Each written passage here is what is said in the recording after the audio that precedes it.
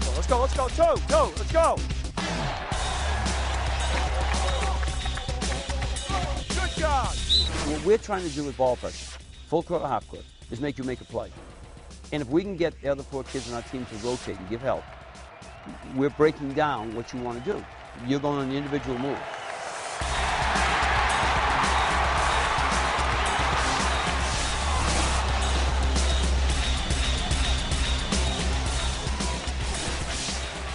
Craig's got it now, Dougie. Shade here. You got the ball, Dougie. You got the ball. Get there, Dougie.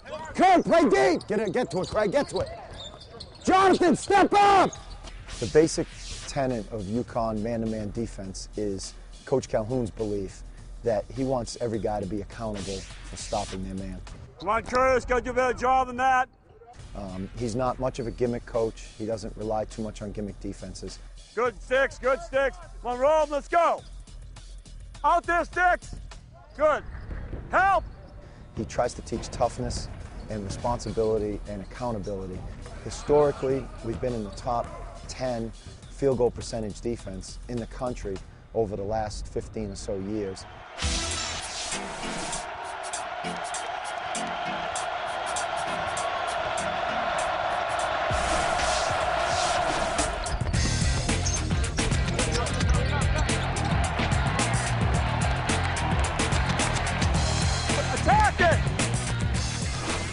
It's not a defense that takes a lot of risks. I think that's why. We don't go out and gamble. We don't create a lot of turnovers. We don't go for a lot of steals. What we typically do is we use the term stay solid a lot. And we usually have good length, we usually have good size, good athleticism. And if we stay solid, we feel you're going to end up with, you'll make mistakes on your own, and you'll end up taking contested bad shots late in the clock. So the whole idea behind ball pressure is to allow one of our 4 kids to get screened off, but the pressure on you does not allow you to make them a pass. Secondly, takes you out of your offense. And third, to make you try to make a play against our other 4 players. And I think that has been something that we've really, really stressed with our kids a great deal as far as putting pressure on the ball. We take it out of bounds, okay, and we're going to play them 5 full. Now what that means is we're going to jump, once we score, jump on the big man, whoever you're playing, ball, and then zigzag him up the court. From that, we'll evolve into special sometime. But we want to play them full court. All right, now, as far as their press, they're trying to push them over and get them trapped up here someplace. They got to take the middle away and the strong side away. One pass. Here we go.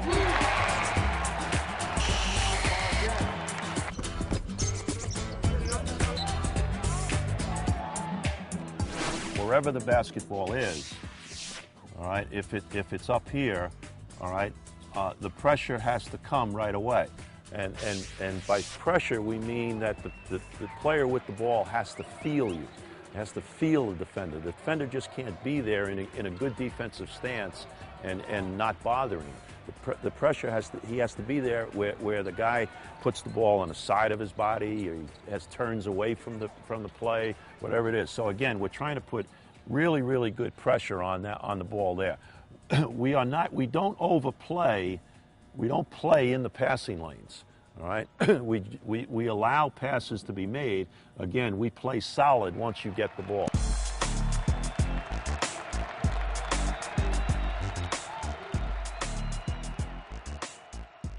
And we're always jumping to the ball. So on a pass, this defender is going to jump to the ball. All right. This defender over here is going to do the same thing. He's going to jump to the ball, and he's kind of going to cut the court in half so that he can be in help side defense. All right.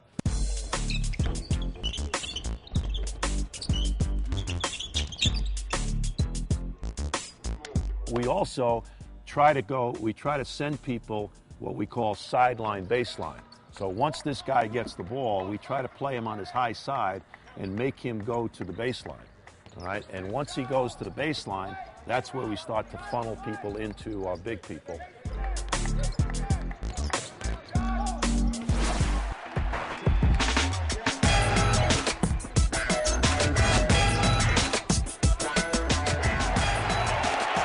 Over the years, but particularly in the last 6 years, we've led the country in block shots. The only team that's ever done this 5 straight years, and that's going through Mecca Okafor to Charlie Villanueva to Hilton Armstrong to Josh Boone, now to Hashim Thabit. And we try to funnel people into the middle and then rotate down and send our post guy to try to block the shot, or one of our weak side forwards.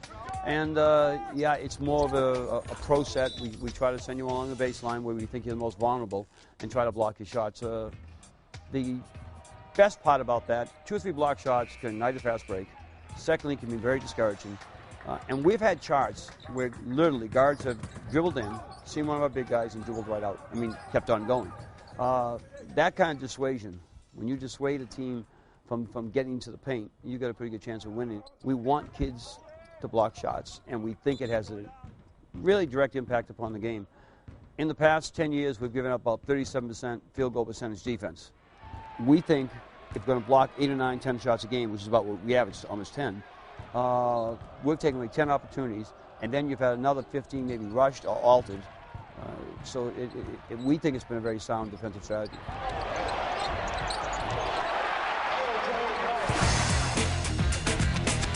You're going to have to box out.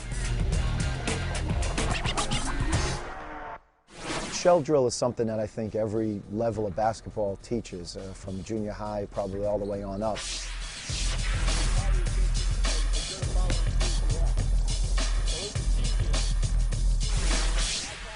It's a real important part of what we're doing, again, because I think it goes back to that solid concept. What Shell does to us is it sort of reinforces every man-to-man philosophy that we feel is important here at UConn. It reinforces stopping the ball. It reinforces ball pressure.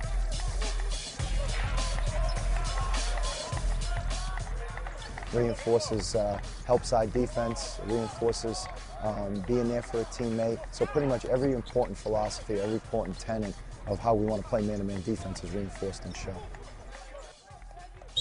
Hold, stop yourself that you want to win.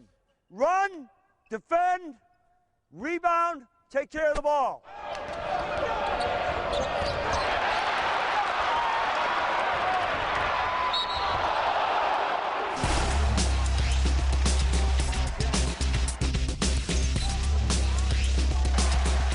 That's simple. One of the important things of our defense, our man-to-man defensive philosophy here at UConn, is not getting beat off dribble penetration, because that creates what we call a leak in the defense. Once you get beat by any kind of screen action and a guy face cuts you, or you get beat off of dribble penetration, it's going to now cause sort of the chain reaction where a teammate is going to have to come over and help out. Now we get rotating.